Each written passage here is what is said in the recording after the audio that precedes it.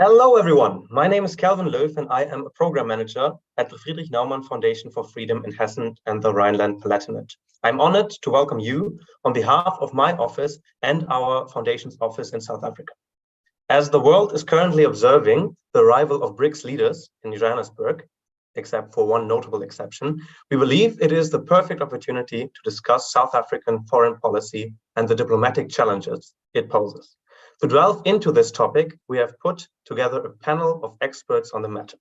As moderator and expert, Kwezi Sogoni is the Head of Research and Advocacy at the Friedrich-Naumann Foundation in South Africa. Prior to joining FNF, he was a researcher at the South African Institute for International Affairs, and in his last role, he was the Director of Operations in the Office of the Executive Mayor of the city of Johannesburg. A special thanks goes out to our two panelists. First of all, Emma Louise Powell is a South African politician and current member of the Parliament for the Democratic Alliance, South Africa's official opposition. She's currently the Shadow Minister for International Relations for the official opposition. Thank you very much that you are here. Also with us, Menzi Ndlovu is a senior political and country risk analyst at Signal Risk. He specializes on African politics, geopolitics, political economy, and finance, and is a regular contributor and panelist on organizations such as the Institute for Security Studies, CNBC, Financial Mail, Deutsche Welle, and Al Jazeera. Before I hand over the reins to Mr. Sogoni, I have three important points to make. Firstly, I'd like to extend an invitation to all German speakers for a web talk next week on the topic of BRICS Plus, the possible extension of BRICS. All the relevant information for this can be found on our website. Secondly, during the webinar, you will have the option to ask questions using the Q&A function at the bottom of your screen. And lastly, the webinar will be available on YouTube shortly after it concludes, and then you can have a look at it right after. Thank you for attending tonight's web talk. I'd like to express my gratitude to our South African office, and in particular to Kwezi Sogoni for his contributions. He's been with the foundation only for a couple of weeks, and yet he's been a very, very important part, integral part for this web talk to work. Thank you very much, and well, you have the world.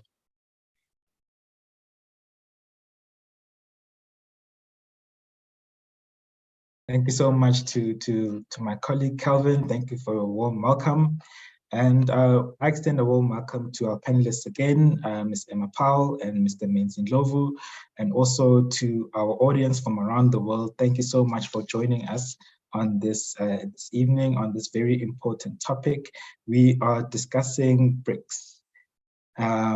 As you know, South Africa is hosting the 15th BRICS Summit. About I think in 2009, BRICS sort of started off as a confederation between Brazil, Russia, India, and China. South Africa joined in 2010. And since then, BRICS has sort of grown and has evolved into this, this alliance, which now wants to take on the international financial system. It wants to establish itself, not just itself, but also establish a platform for the global South. And today we want to discuss specifically South Africa's role within the BRICS. And this is important because South Africa has sort of found itself having to balance competing interests. On the one hand, you have Russia and China, which have a very fractured relationship with the West, especially with the United States and with Europe. I mean, Russia has gone to war, and to the point where Vladimir Putin, the president of Russia, is unable to attend physically because there's an ICC arrest warrant out for him. You've got China, which has been in a trade war with the US for a couple of years now. And on the other hand, South Africa has to balance its relationships with the West. You know, we've got a very high trade volume with the West, with the United States, and with a number of European countries. So these are competing interests, and South Africa now finds itself in the middle of a competing interest. And I'm sure both of you would have watched Cyril Ramaphosa's opening statement. You also would have watched his statement to the country ahead of the BRICS Summit, where he made his position clear that he wants South Africa, he does not want South Africa to be bullied by the so-called superpowers of this world. So we, in a very hotly contested political and economic climate, and against this backdrop, one of the most highly anticipated BRICS summits is happening on South African soil. And so we'll be delving into a number of topics around this matter. And so I thank you, Emma and Menzi. And so I invite you to please share your wisdom with us as we delve in. I also invite our members in the gallery to also ask questions, and I'm sure we'll be able to engage and have a very fruitful discussion on this matter.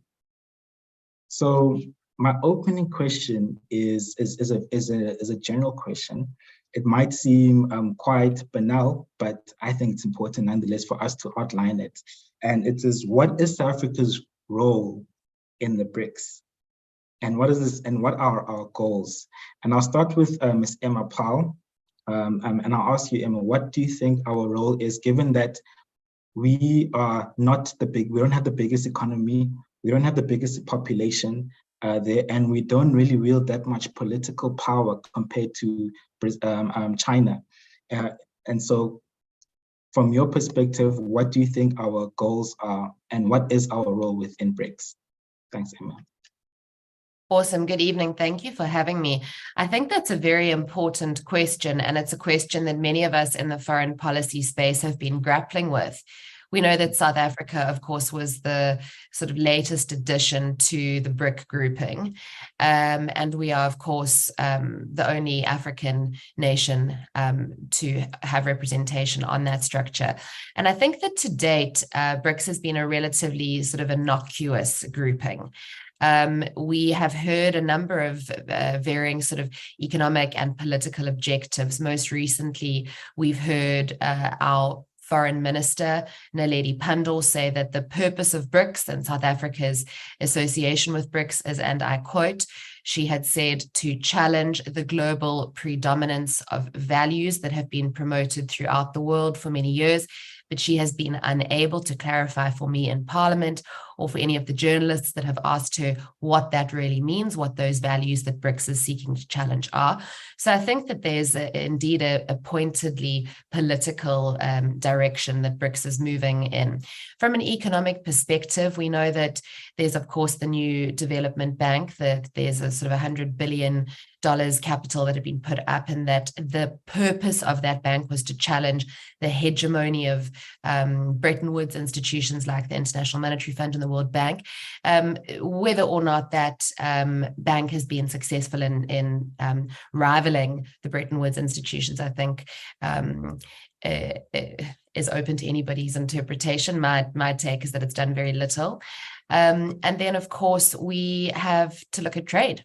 We know that India has now overtaken China from a population perspective. We know that China is suffering from quite a significant economic slump as a result of what has happened with their property markets over COVID. And we know that South Africa has got a trade imbalance with pretty much all of the BRICS nations. And then Russia, our trade is so incomparable, it's 0.3%. So we need to look at what the BRICS trade objectives are. There is no trade agreement, and we're hearing very little around a single trade agreement coming out of that.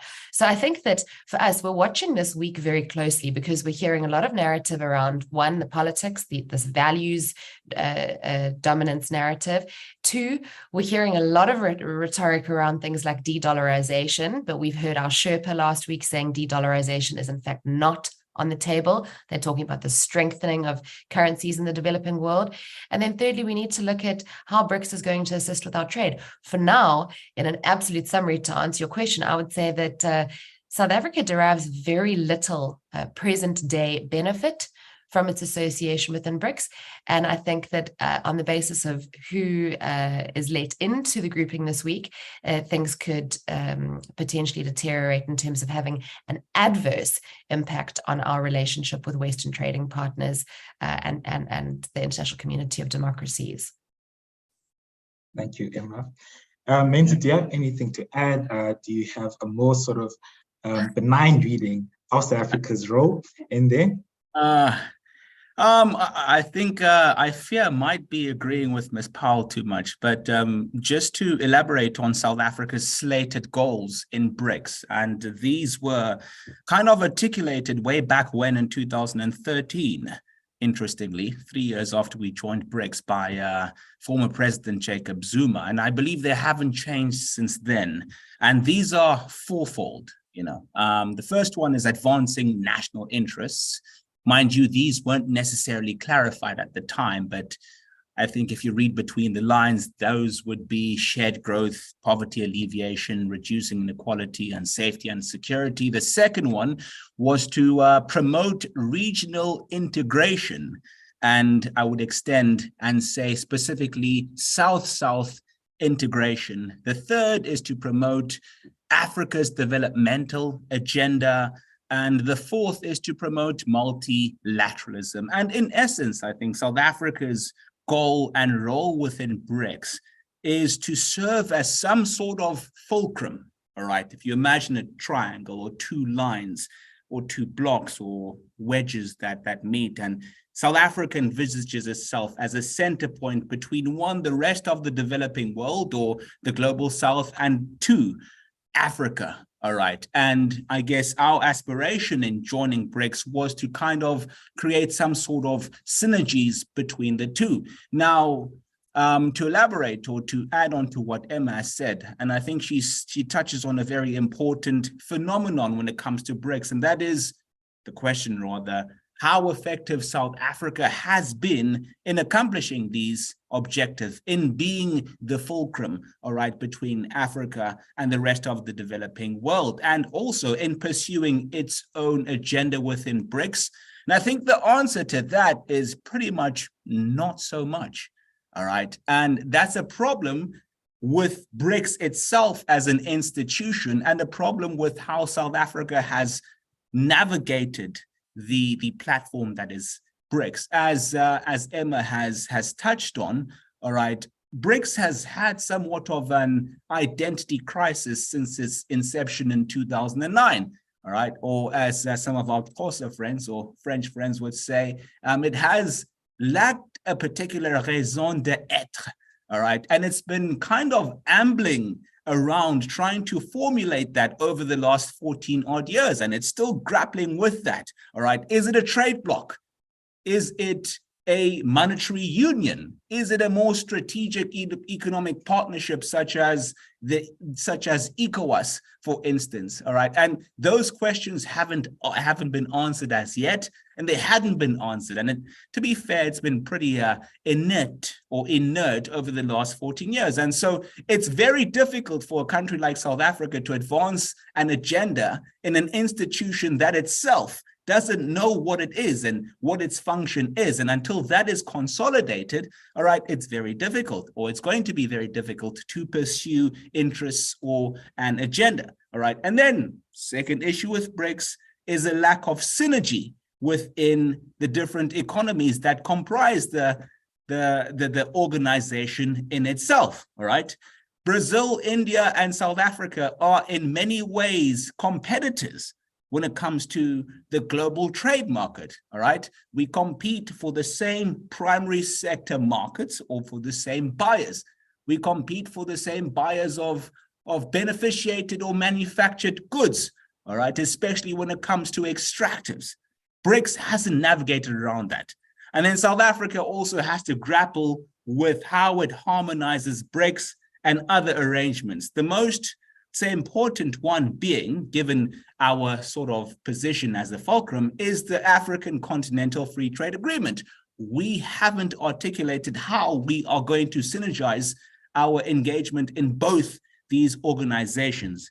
And as a result, we have found ourselves being a member of BRICS without deriving much benefit. And until we can establish what we aim to do, all right, and how we balance all our interests, and until BRICS actually establishes what it actually is, what it strives to do beyond the platitudes, right? It's going to be very difficult to advance any interests by South Africa. And we hope that this week will be a step towards that, I guess, consolidation of an agenda that can be somewhat advantageous to South Africa? Thank you, Menzi. So Emma, Menzi has said that BRICS, both of you have basically alluded to the fact that BRICS is suffering from some form of an identity crisis.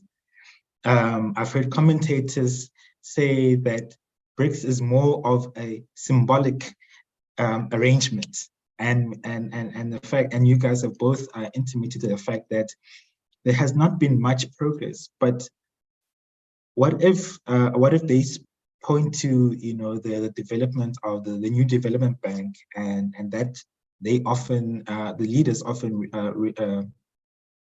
refer to that as a major sort of institutional intervention that the BRICS have achieved, and they would argue that that is not a symbolic intervention. That is a very much real intervention, which has real and tangible.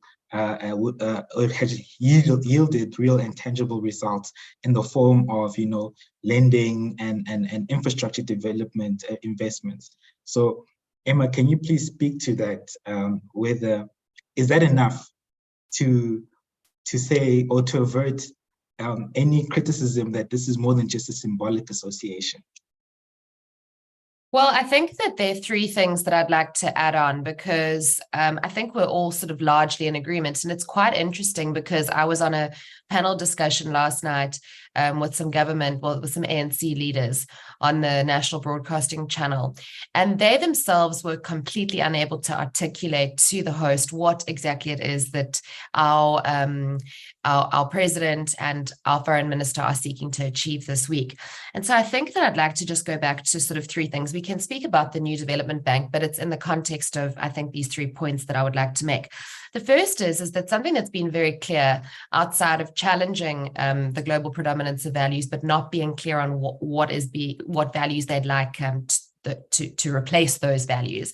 Something that they have been clear on is that South Africa sees its membership of BRICS as a sort of a mechanism through which we can, as the global South or the developing world, collectively achieve the reform of global governance institutions. So not only financing institutions, but Bretton Woods institutions and the United Nations, etc. Now, I find that deeply ironic, given that 2 members of BRICS already have permanent membership of the United Nations Security Council, and they both have veto power. Both Russia and China have got a seat at the permanent Security Council's table. So I don't see how South Africa is able to achieve its objectives of, obtaining greater representation for the developing world and for the African continent via BRICS. I think that those kinds of objectives can be pursued via other regional organizations like the SADC or, for example, the African Union. And we saw that when our president was the chairperson of the African Union a few years ago, it was a missed opportunity because there were crisis response mechanisms that could have been put in place. There were representations to global governance structures that could have been made. And our president didn't take that opportunity. So to now say that they want to achieve this reform via BRICS is an intellectually dishonest argument, essentially. And I think that it's in that context that the New Development Bank has received some sort of coverage and attention. And the president referenced the New Development Bank in his speech to the nation on Sunday night. I don't believe that the New Development Bank, from a fiscal perspective, is able to compete with the likes of the International Monetary Fund and the World Bank. And the Democratic Alliance, the party that I represent in Parliament, we wholly support the reform of those institutions. We agree that the African continent and the developing world need a seat at the decision-making table. But I highlight here in the context of this discussion relating to BRICS that it is intellectually dishonest for anybody to stand on a podium and say that this will be achieved via BRICS, because 2 members of BRICS have got a seat at the table already, and they haven't used that seat to achieve the necessary reform. Secondly, I think that we need to also have this conversation in the context of trade. And my colleague referenced the Africa Free Trade Agreement. Now, if we actually do a deep dive into the trade figures, And you can't speak about foreign policy in the absence of understanding what the trade metrics are. The African Free Trade Agreement is an agreement that South Africa can use to bolster not only its standing in the region, but its standing on the continent.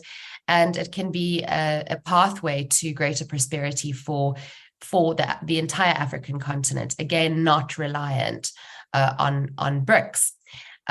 We, as sort of you could say the continental hegemon, our largest trading partner at present is the SADC region, so our immediate sort of geographical neighborhood. But if we actually go to, from an international perspective, the trade statistics, and I've got them written down here, last year, South Africa did 9.4% worth of export trades. We have a trade imbalance with China, which is not good for us. We exported about 9.4% of our products, and we imported about 20% of their products. With Russia, we did 0.3% worth of trade. Now, conversely, our Western partners, the European Union, which is the world's biggest economic bloc, accounts for 22% of South Africa's exports, and a lot of those exports are value-added manufactured goods. And then the United States, more than China, 9%, and then the United Kingdom 7%. So collectively 37% of everything that South Africa sells is going to those three main Western regions. 77% of foreign direct investment into South Africa came from those three Western allies last year. So we're looking at Russia, 0.3% trade, China, 9.4%, all mineral resource, raw material exports. I think that our dalliance and the political conjecture and narrative around challenging Western hegemony and all of this sort of very aggressive political speak that we're hearing, I think that it may have the net negative outcome of potentially in the long term impacting on our relationships with our Western trade partners.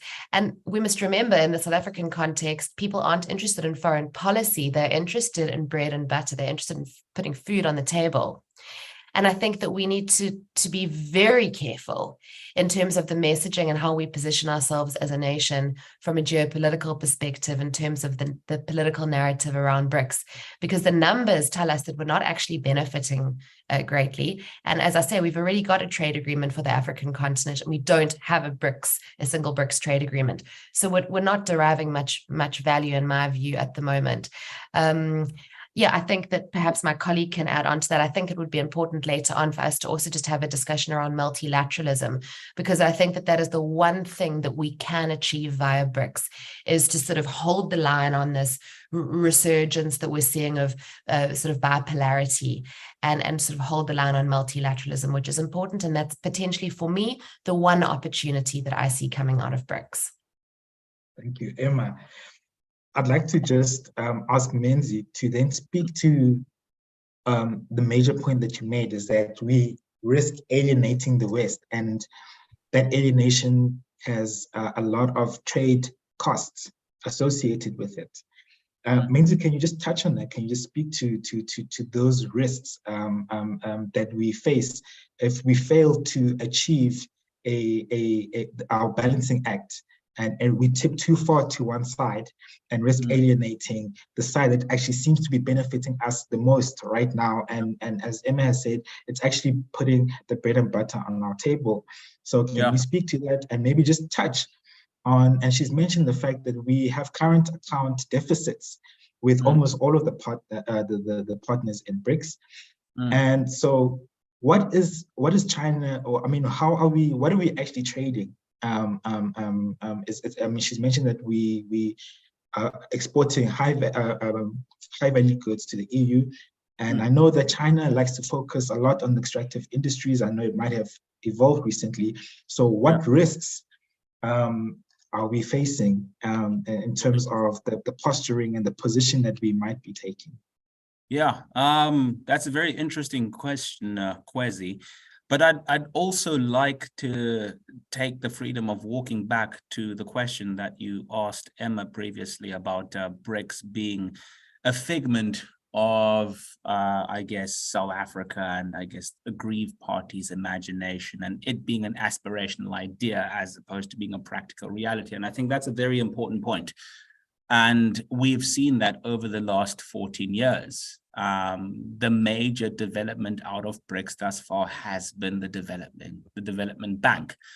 And to put the bank's capitalization into perspective, it's only 1/10, or it's only got 1/10 of the capitalization of the IMF. I'm not talking about the World Bank and various other institutions. So in the 14 years of BRICS's existence, all right, it has achieved one milestone. And for South Africa, we are only starting to see the benefits this year, all right? A couple of weeks ago, a few South African bonds were auctioned out in the Shanghai Stock Exchange, and those did reasonably well by the look of things. But it took 14 years for benefits of this nature to materialize. All right. And again, that speaks to the internal frictions within BRICS, the centrifugal forces that are not aligning, and the fact that the body itself still has an identity crisis to resolve. Didn't speak about the frictions between China and India, all right, which are a huge impediment. And you see those playing out in the Asian domain, and those will filter into BRICS. We haven't spoken about India's own foreign policy aspirations, which is not necessarily entirely aligned with China and Russia. And we've seen India lean west in a number of instances. So again, until BRICS can actually clean up its room, all right, and align its interests, it's going to be very difficult for anyone to advance their interests within that body. Now, in terms of the risks of South Africa's, we can call it a foreign policy / geopolitical muddle, all right? And I think that's a fairly appropriate word, a muddle, because what we have, or the manner in which we have conducted ourselves in this domain, has been somewhat confusing. And I think that is also it's an outcome of a ruling party, pretty much a captain of the ship that doesn't have its foreign policy outlook necessarily aligned, and that's filtering out into the state. And this carries significant risk. And I think a crucial illuminating point arose with this whole debacle over the Lady R. All right, where we saw the Rand lose substantial value to the United States dollar and various other international currencies. And what we've seen on our side is the baking in of a geopolitical premium when it comes to the Rand and when it comes to South African assets that we haven't seen before, all right? Even when other conditions tend to improve, because of this geopolitical uncertainty that has arisen because of South Africa's opaque foreign policy alignment, we're not seeing returns or the Rand return to historic trajectories. It's now settling at a lower point against the dollar, and that points to a geopolitical premium. And the longer this uncertainty endures, all right, the more volatile the Rand will be, which hurts us in many ways, all right? In fact, we haven't even spoken about the context, right, prior to this foreign policy / geopolitical meddling or this muddle, right? We've been downgraded by ratings agencies. We've been gray listed. We've had a perpetual load shedding cycle. So all of these geopolitical risks act on a highly risky South African climate. So you add this geopolitical factor and you have a recipe for economic disaster. The other risk, of course, is investment, all right? I know Emma touched on FDI, foreign direct investment, right? Most of our portfolio investment comes from the West, all right? And most of our stock market, all right, is populated by Western interests, or it's capitalized by Western interests, right? If we continue along our trajectory, we risk alienating all those or that entire portfolio inflow, which is critical to the South African economy, all right? And then climate financing and infrastructure financing. Our president has had his Operation Vulindlela and various other fundraising initiatives to try and stimulate economic growth. The interests that have displayed the greatest, you can call it benevolence or munificence when it comes to money, all right, has been the West. We have that pledge of $8 billion plus from the European Union, France, Germany, and I guess the United States. And we have seen talk of the reconsideration of that. So we risk losing out on that financing. And the worst part is that we don't have substitute inflows coming in from other BRICS countries. So the longer we continue with this muddling, the more we impede our economic prospects. And thank you, Menzi. I think on that note, just cognizant of time, I'd like to, you mentioned something very important here. And you mentioned the fact that we are basically, Africa is led by a captain, namely the African National Congress, the ruling party, captain of the ship that is not sure where to take us. So I'd like to direct this question to Ms. Emma Powell. As a member of parliament, you've been involved in a number of political deliberations. You're the Shadow Minister of International Relations. You sit on that committee. You engage with our minister. I'm sure you also engage with trade representatives from across the aisle. And Menzi has already spoken to the fact that what's happening is actually the result of the ANC's policy. And I'd like to speak to you a bit about that, to ask you what deliberations have been happening within South Africa's political, within our parliamentary committee around BRICS, and specifically, what are is there consensus, or what are the views, politically speaking, within the committee? Are we seeing a foreign policy which is inconsistent with South Africa's values? And is it just consistent with the ANC's? Can you just speak to us about the deliberations that are happening in Parliament, and just give us a sense as to what is happening, and how is the committee trying to help navigate South Africa through this sort of foreign policy milieu? Absolutely, yeah.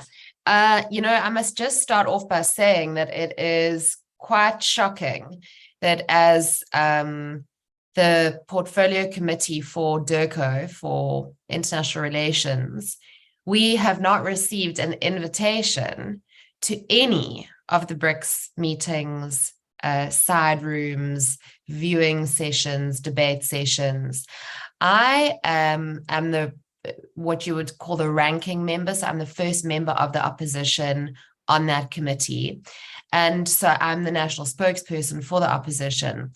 And it would be just quite polite to have received an invitation as a parliamentary member to any of the BRICS deliberations. And I must just say anecdotally that when the foreign minister hosted the foreign ministers of the other BRICS nations here in Cape Town, I went to the venue with my parliamentary tag, because we've got the Parliamentary Immunities and Privileges Act that allows us to undertake oversight of any government-funded institution, entity, building, etc.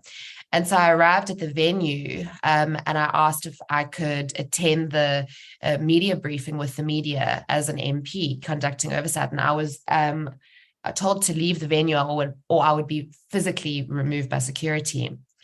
And so they wouldn't even allow me as a member of parliament to attend their media Q&A. I think it's an indication of just how much trouble the ANC are in. I think that one of the reasons that we probably haven't received invitations as the committee is because as Menzi had said, there's been so much bad blood that's been created over Lady R and over the DA, my party's court action around getting a declaratory order to ensure that Putin would have been arrested if he set foot here. We saw how the ANC Jimmy Mann did that they, in the court papers, had said that they had, indeed, the Minister of Justice had requested the National Director of Public Prosecutions to issue a warrant, but that letter was only sent the night after we finished our concluding arguments in court. So they had essentially backdated it and never sent it. So essentially the DA has forced the ANC's hand here.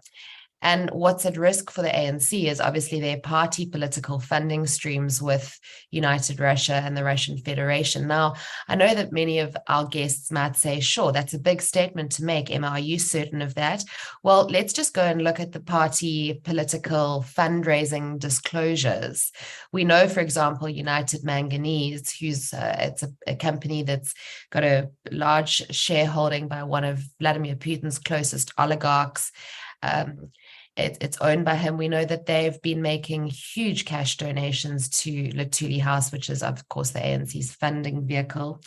We know that there has, of course, been the Rosatom deal that went on with Jacob Zuma and a number of his ministers. We know that our deputy president, David Mabuza, has spent a huge amount of time in Russia. And we're, of course, concerned about some sort of cybersecurity aspects that we will be speaking about as we head into our most important election.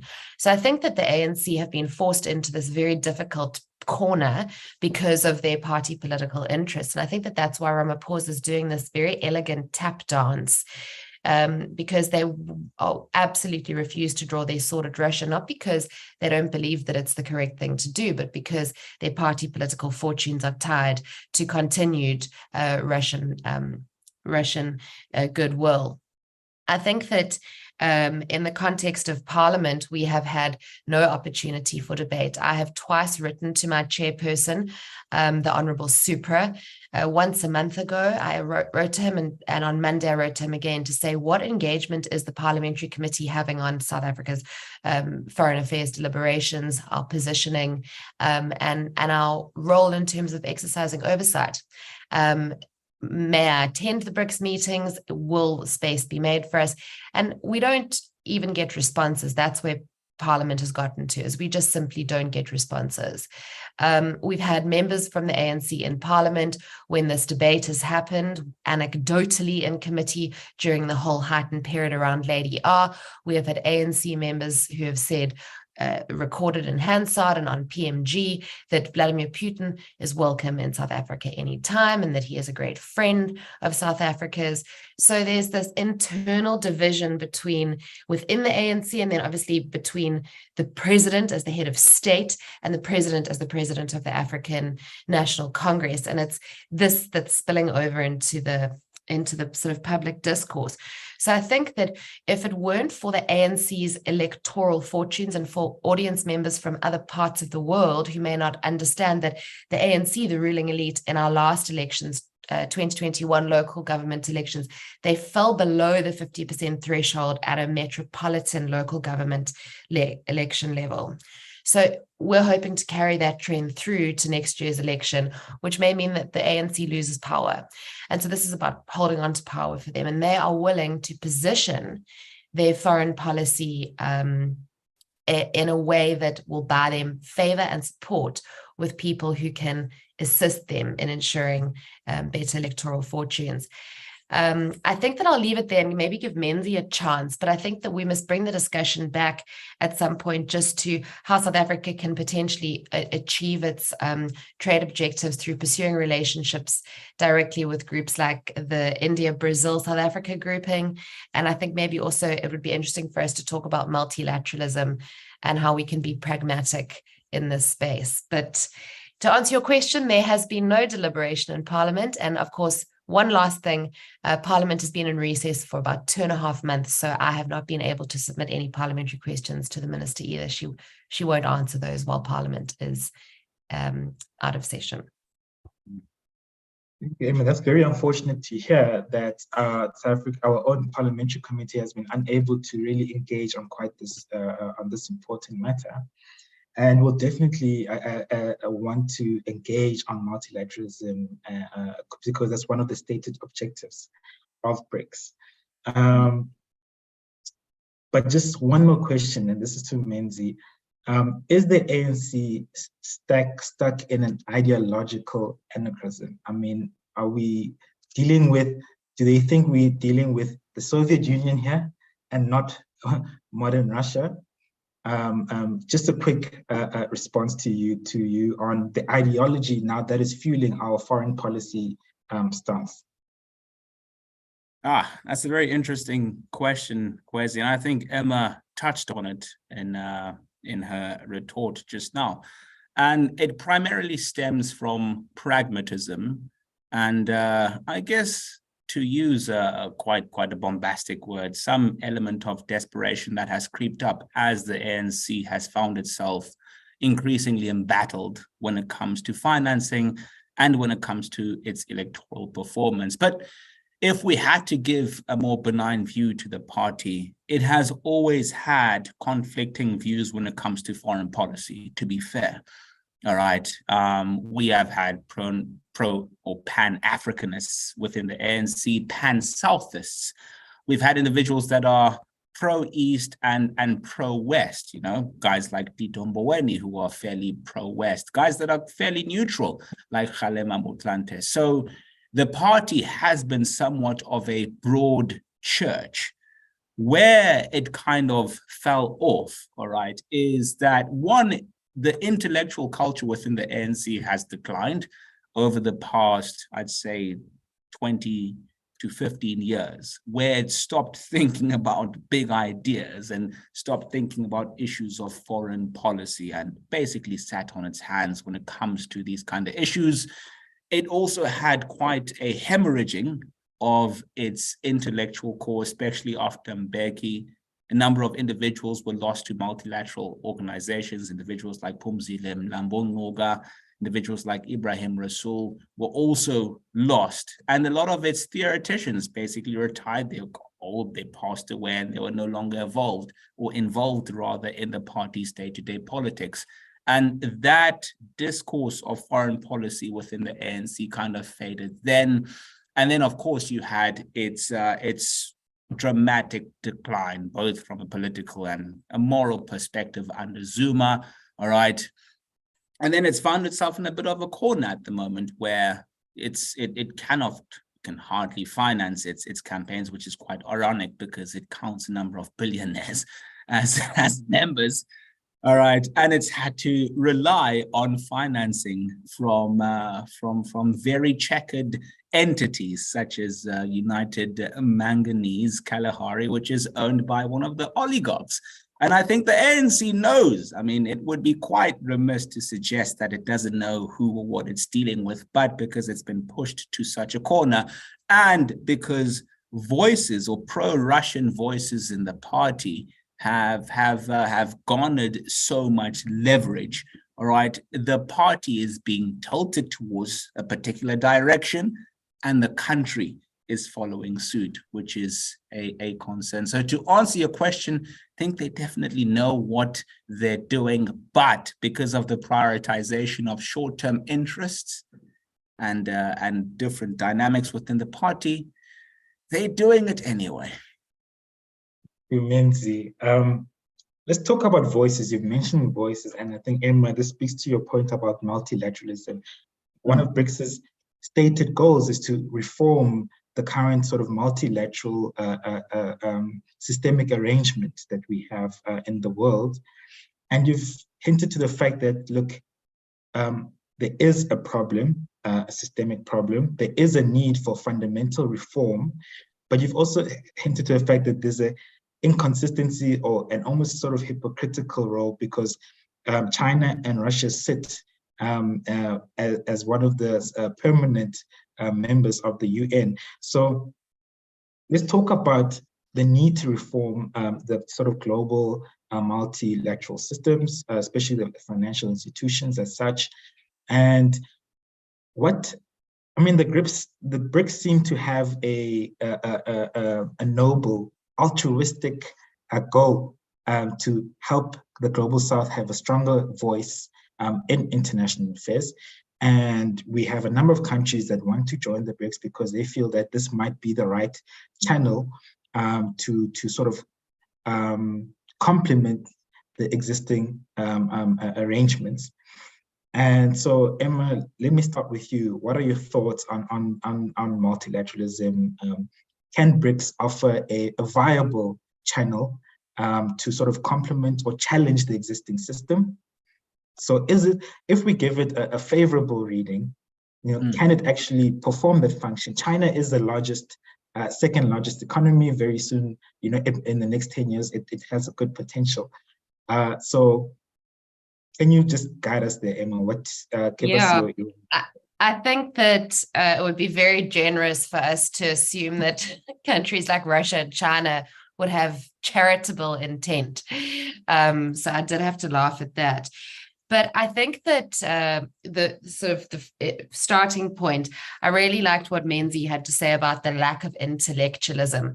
I don't believe that there are enough educated, informed, and well-read voices in the room when the ANC are having these discussions. I think that their decisions are informed by very short-term interests and by potentially very shallow or hollow analysis that's provided to them by the people that they surround themselves with as advisors.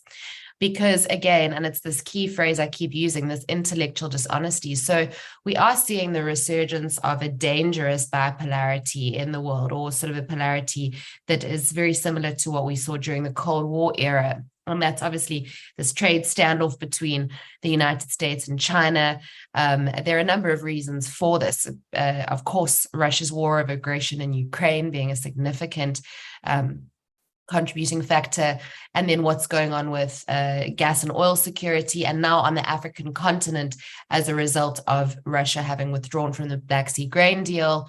That's going to have a huge issue or implication on the African continent in terms of food insecurity that leads to it's an imminent security risk. And during the Cold War, where do we see as the proxy territory that this vying for power played out? It was the African continent. So we're literally seeing this happen again. And so South Africa keeps on trying to explain away its dalliance with Russia and its relationship with BRICS and this discussion around expansion. It keeps trying to explain it away under the guise of multilateralism.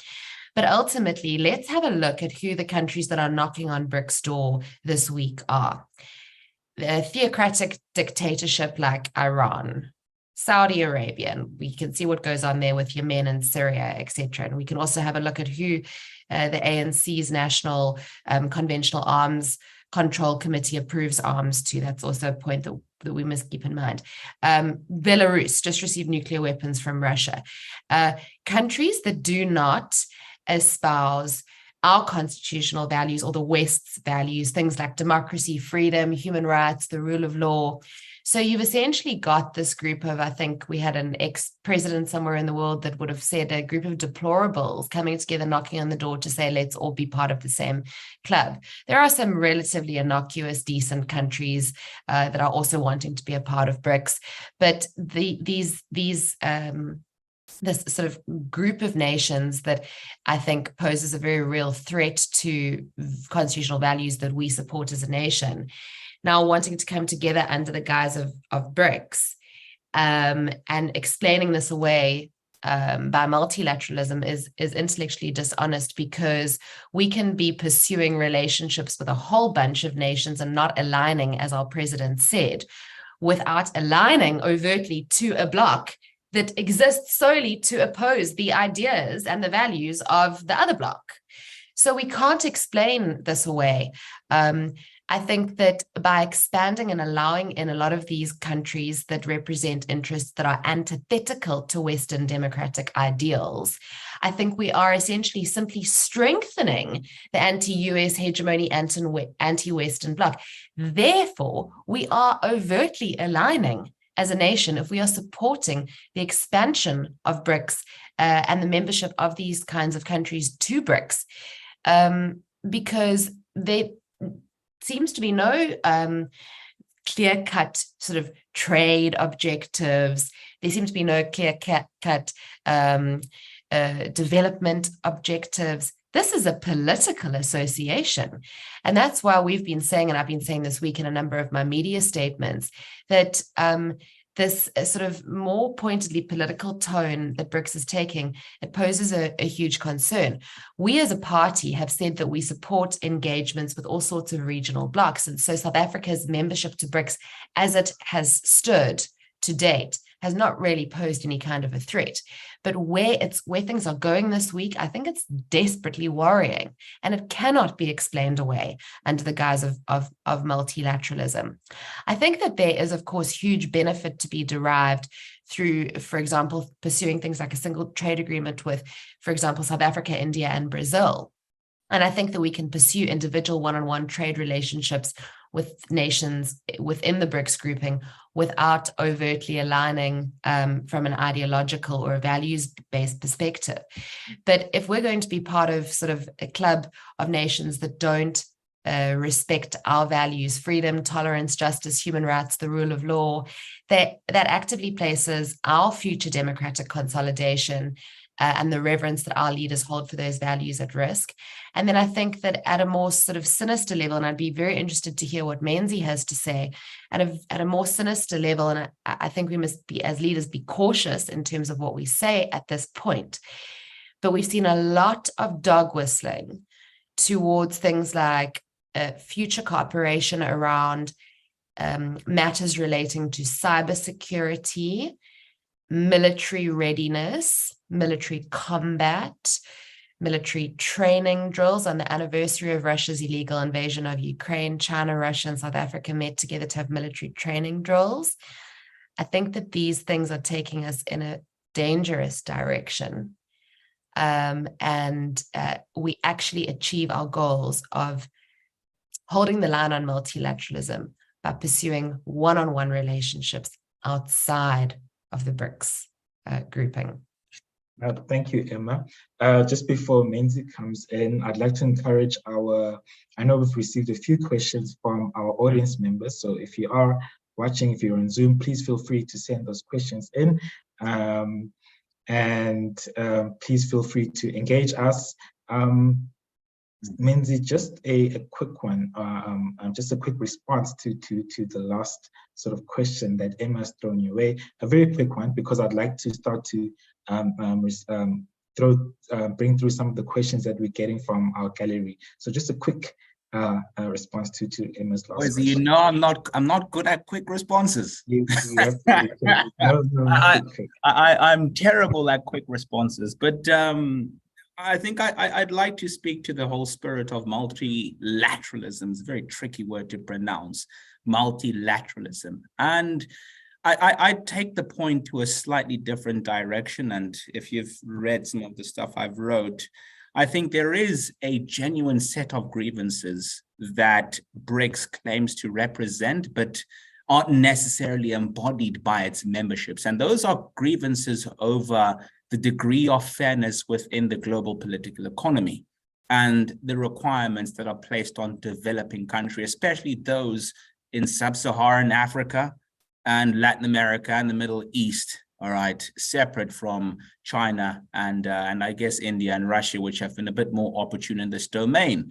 And those are requirements to democratize before we industrialize, something that hasn't been done before, to industrialize in a green manner as opposed to in a brown manner. Again, something that has not been done before and something that works against our comparative advantages. All right, grievances over the treatment of developing countries by sovereign ratings agencies, whereby if you compare some of the fiscal or the broader macroeconomic data in general of some developed countries versus developing countries, England being a case in point, most recently, which has just exceeded its, I guess, a 1-to-1 debt to GDP ratio, America having a bit of a little tiff after Fitch actually flagged that it might be looking at it for a potential downgrade, the treatment of Africa in that domain, and I guess the stick that we've dealt. I think there is room to say that those grievances are warranted. And there are various other things that we can critique about the international domain and the manner in which it is not necessarily favorable to developing countries. And I think there is a room for greater fairness there. The question is BRICS the correct avenue through which we derive that fairness? And so far, I am not convinced. I think we as an African bloc could do much better lobbying, all right, around these issues. And I think, yeah, I mean, having members in the Security Council, BRICS members in the Security Council, and they haven't done much lobbying. In fact, some of them have sat on their hands during previous crises, like the debt crises. You know, China has not been particularly compliant in resolving some of Africa's debt issues, even though it's at the heart of them. All right, it speaks to the degree of interest in resolving some of these issues that BRICS purports to represent. All right, yeah. And so its mechanism as or its potential as a vehicle for multilateralism, still questionable in my opinion. I think there might be other avenues that may be a bit more effectual. Sure. No, thank you, Menzi. So just some questions from our gallery now. First question is saying that to what extent has Africa engaged with China's Belt and Road Initiative? And how do you perceive that engagement? I'll direct that to Menzi. Menzi, very quickly.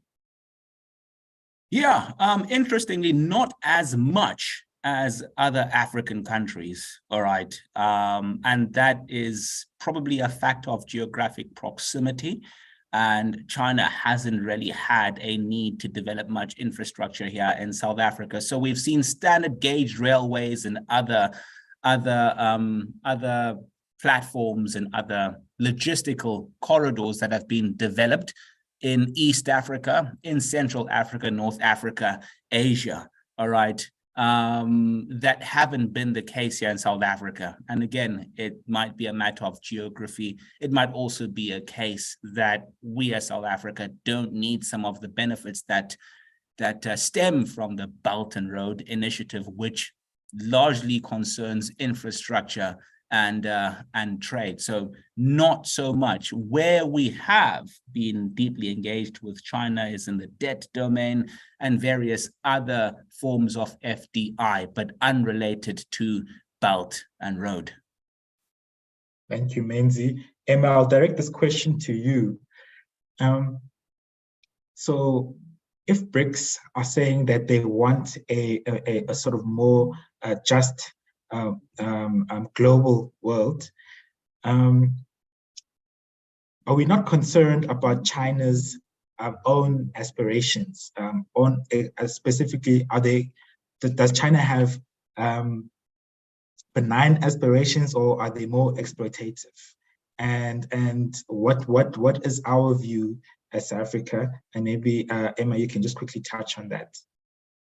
So I think that this whole narrative emerged in response around, for example, the reform of global governance institution. It emerged in response to the structural adjustment programs of the 1990s and some of the political conditionalities that, for example, the IMF imposed and the World Bank when providing infrastructure or development loans.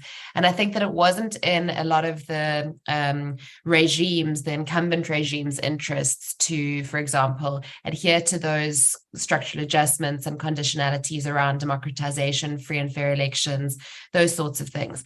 So we saw China, of course, swoop in to take advantage of that, and they would give huge loans, sometimes quite incentivized loans with very good terms and conditions. but no, those terms and conditions were purely fiscal. And essentially, you saw places, if you go to places like Namibia, Mozambique, large swathes of their capital cities are now have been built and are owned and run by the Chinese. And what happens when those nations default on their loans? Well, the Chinese just come in and, they've got rights to all sorts of mineral resources and national assets that are strategic. And so, we've heard a lot of narrative around Chinese neo-colonialism and the dangers that it poses. My stepfather was a journalist, and I remember him writing about this 15 years ago, and it's still a topical discussion. So I think that absolutely the intent of any nation is always self-interested, and that goes for China. I think that China's relationship with Africa and South Africa is a very strategic one, but it is in China's self-interest. What concerns me as a Democrat and as somebody committed to constitutional values is that I would far rather be bound by the conditionalities of the structural adjustment programs insofar as democratic values than I would be bound in terms of my national reserves and assets. I think that that's a hugely dangerous place for Africa to be. And so I think that South Africa needs to play its rightful role on the continent. We're no longer the largest economy, but we certainly are regarded as the most sophisticated and diversified economy. And I think that we need to be playing our role on the continent and using our position as a constitutional democracy as well to try and usher in some of those values on the continent where we can via existing regional organizations. And that's why I think we're all on the same page, that it remains to be determined and to be seen what value any of us are deriving from our current association to BRICS. Russia is, for example, aside from its war of aggression in Ukraine and the impact that its Black Sea grain deal withdrawal is having on food security in the world, Russia, from a values perspective, they are so far apart from South Africa. The persecution of LGBTI communities, religious minorities, it's, we can go on and on about that. The racism in China, for example, again, not congruent with the ANC's values. The relationship then between India and China themselves and what goes on their borders. Then we're seeing a sort of a decrease in the sort of right-wing radicalism constituted Brazil prior to the last election. I know you need me to wrap up. So it's this hodgepodge grouping of nations that just simply don't espouse the same values. And I think that it poses a huge risk to Africa. Thank you so much to Emma and to Menzi. Thank you so much for your views. Thank you so much to the audience and the gallery. It's unfortunate that we only had 1 hour. We couldn't address so many aspects and components of this very important matter. Thank you so much nonetheless for your contributions. We really appreciate them. And of course, we'll be having ongoing conversations on this platform and other platforms as well. And we invite people from around the world just to continue engaging with us. Thank you to our colleagues from the Friedrich-Naumann Foundation in Germany, and to our colleagues in South Africa and around the world as well. And we will continue to extend such platforms for future engagements. I'm sure that we will also have discussions around BRICS expansionism as well, which is unfortunately we didn't get to touch on that topic, but there's so much to discuss. So thank you so much to you, Emma, to you, Menzi, and to everyone really who's been part of this amazing discussion, and we'll definitely have more of these discussions going forward. Thank you so much. Thanks for having us. Good night, everybody. Thank